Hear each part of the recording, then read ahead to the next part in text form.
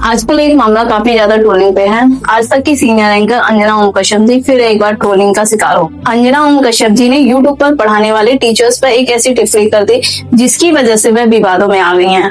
अंजना ओम कश्यप जी ने एक डिबेट के दौरान यूट्यूब पर पढ़ाने वाले टीचर्स पर यह टिप्पणी की थी कि यूट्यूब पर पढ़ाने वाले आजकल के स्टार टीचर जिन्हें 2 कौड़ी का भी ज्ञान नहीं है, वह बच्चों से ज्यादा पैसे वसूल कर रहे हैं। अनुच्छेद 19(1)(a) के तहत हर व्यक्ति को अभिव्यक्ति की आजादी है, लेकिन यदि आप उस प्रतिष्ठित पोस्ट पर हैं, तो इस अभिव्यक्ति की आजादी को सही ढंग से यूज करना चाहिए।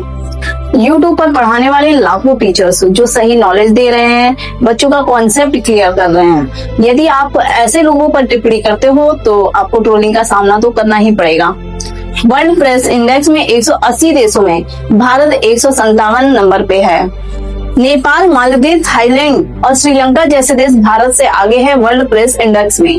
भारत के ज्यादातर न्यूज चैनल गोदी मीडिया हैं। यूट्यूब पर पढ़ाने वाले ज्यादातर टीचर कॉम्पिटिटिव एग्जाम की तैयारी करवाते हैं, ना कि स्कूल और कॉलेजेस के टीचर्स हैं वो। यदि आपका पेट भरा रहे तो क्या आप खाना खाओगे? बिल्कुल नहीं, आप ओवर ईटिंग नहीं करोगे। इसी तरह यदि स्कूल और कॉलेज से हमें सही नॉलेज और शिक्षा प्राप्त हो तो क्या बच्चे यूट्यूब टीचर्स का सब्सक्रिप्शन लेंगे?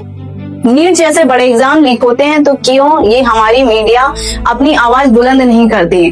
तब ये हमारे यूट्यूब टीचर्स ही अपनी आवाज बुलंद करते हैं। कॉम्पिटिटिव एग्जाम की तैयारी पर बच्चे को 1000 या 2000 में सब्सक्रिप्शन मिल जाता है। पहले यूट्यूब टीचर जब नहीं पढ़ाते थे तो यही बच्चों को कॉस्ट पर मंथ 10,000 की पड़ती थी। दिल्ली जैसे शहरों में कई बड़े इंग्लिश मीडियम स्कूल हैं, लेकिन बच्चों को इंग्लिश ही नहीं आती है और फीस 9,000 10,000 पर मंथ फीस है। यदि हमारे भारत के गवर्नमेंट स्कूल इतने अच्छे हो जाते हैं और वहाँ का एजुकेशन सिस्टम अच्छा हो जाता है तो क्या हमें यूट्यूब टीचर्स की आवश्यकता पड़ेगी? क्या हमें प्राइवेट स्कूलों की आवश्यकता पड़ेगी? MBBS और BSc नर्सिंग जैसे कोर्स के लिए प्रैक्टिकल करवाए जाते हैं कॉलेजेस में 2nd सेमेस्टर से, लेकिन बीटेक पॉलिटेक्निक वालों को उतने प्रैक्टिकल नहीं करवाए जाते हैं। बीटेक किया हुआ बच्चा 10,000 की नौकरी के लिए भटकता है। भारत में कितनी सरकारी नौकरियां हैं? क्या हर बच्चे को सरकारी नौकरी सरकार प्रोवाइड करवा रही है? 1000 फॉर्म निकलते हैं तो उसके लिए करोड़ों बच्चे फॉर्म फिल करते हैं और जिसमें से सिर्फ 1000 का सिलेक्शन होता है और बाकी बच्चे तो प्राइवेट जॉब ही करेंगे। स्कूलों में कंप्यूटर सब्जेक्ट है और यहाँ तक कि अब AI भी आ चुका है, लेकिन प्रैक्टिकल कितनी बार करवाए जाते हैं? 1 वीक में 1 या 2 बार। स्कूल और कॉलेज के यदि हमारे स्कूल और कॉलेज के टीचर इतने अच्छे हैं तो क्यों नहीं बच्चों को कॉन्सेप्ट क्लियर किया जाता है? ग्रेजुएशन और पोस्ट ग्रेजुएशन तक बच्चा तो स्कूली शिक्षा और कॉलेजी शिक्षा प्राप्त करता है, फिर क्यों नहीं बच्चों को उस लायक बनाया जाता है? क्यों बच्चे यूट्यूब टीचर की वीडियो को देख के अपना कॉन्सेप्ट क्लियर करते हैं? क्या टीचर्स के पढ़ाने के तरीके में कमी है?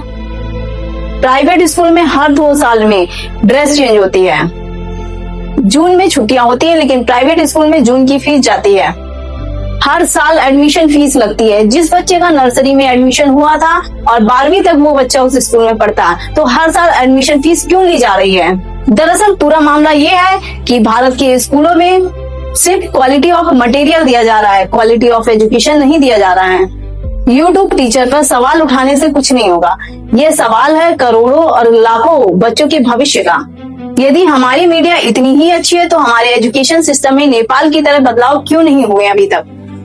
क्या आपका सवाल ये हमारी मीडिया और हमारे गवर्नमेंट सिस्टम से नहीं है? लोगों की आधे से ज्यादा सैलरी बच्चों को एजुकेशन देने में चली जाती है।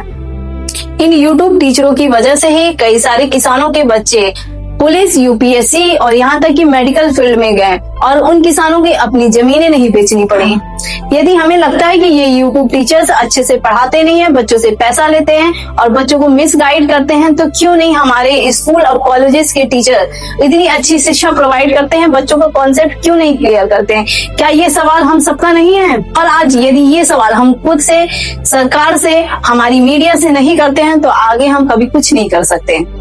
यदि हमारे स्कूल के गवर्नमेंट और प्राइवेट स्कूलों की शिक्षा इतनी अच्छी है तो बड़े बड़े नेताओं, एक्टर्स के बच्चे विदेश से शिक्षा क्यों ग्रहण कर रहे हैं? क्यों नहीं सभी के बच्चे गवर्नमेंट स्कूलों में पढ़ रहे हैं? पहले ये सवाल आप खुद से करिए, फिर सिस्टम से करिए। हमारे मीडिया की रेपुटेशन यदि इतनी अच्छी है तो उम्मीद है हमारे एजुकेशन सिस्टम में बदलाव जरूर आएगा।